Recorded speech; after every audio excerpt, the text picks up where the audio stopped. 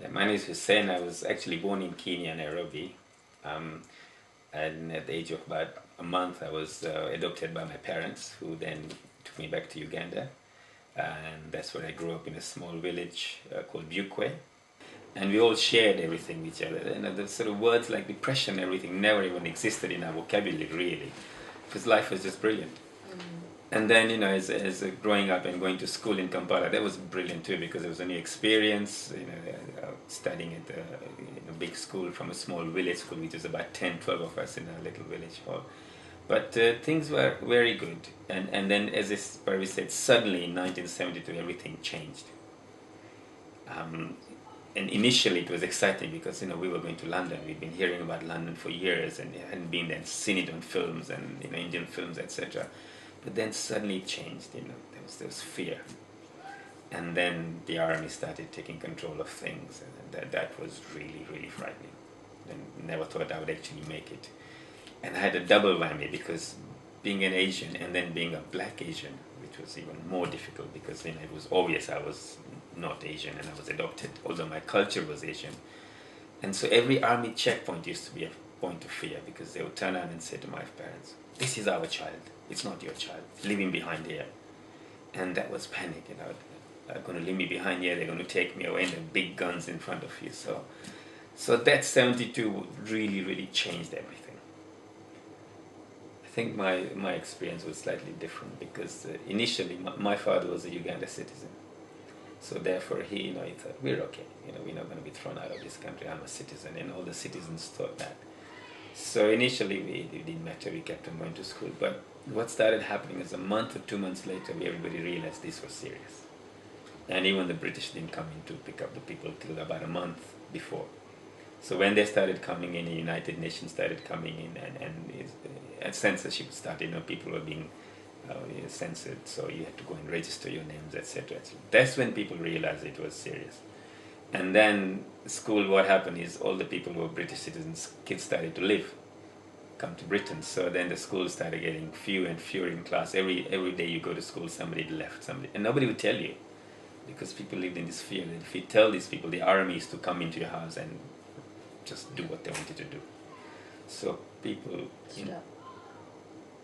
would leave in the middle of the night, and next day you found out they'd left.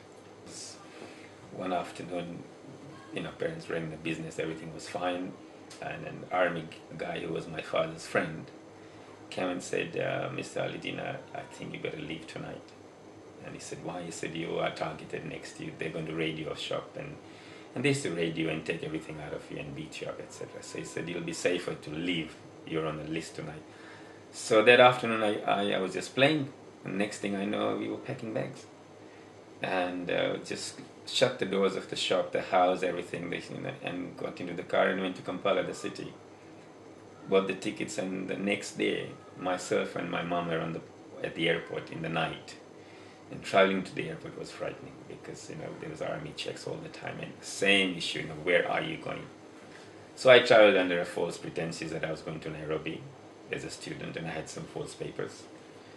And at the airport, I remember the army guys with their guns on the side, and just walking around looking at everybody. And I was supposed not to be with my mom because I was not going, I was on my own going to Nairobi to study. So my mom was sitting a few yards away from me, and I'm sitting here, and I had to keep quiet. And I was petrified, absolutely petrified. I thought, I'm not going to make it through here. And I just wanted to run up to my mom, and mom kept on saying, "Don't come near me." And the air hostesses knew about it. So dad kept me completely quiet, and they said, "When the time comes to board the plane, you come with us and don't look back. You just walk onto the plane, and we'll walk you up to the plane."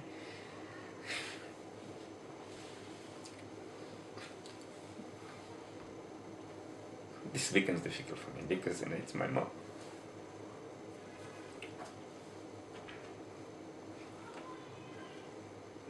Anyway, the flight was delayed for 9 hours, which made it even worse. Finally, the next morning when the air hostess came to me and said, "Right, Hussein, I'm going to walk you." And I said, "What about mother? Is she going to be on the plane?" She said, "She'll be on the plane. But you have to come on first because we have to protect you." So I walked up to the plane, sat on the plane, and thinking, "Is mom going to come? Is mom going to come?" And then next thing, they brought mom up on the plane as well. And that's when I really thought, okay, we both on plane. But my father was Uganda citizen, so he couldn't come on the same flight. He had to fly by another airlines to Belgium and then into London. So again, at the age of 15, I suddenly had to grow up because I had to look after mom, who couldn't speak English, and my father was disabled, he had polio, so I had to look after him and carry all the bags. I remember all my life belongings in my hands, gadlas and mitas, the pillowcases and blankets, and everything was in my to carry on plane. But there you are.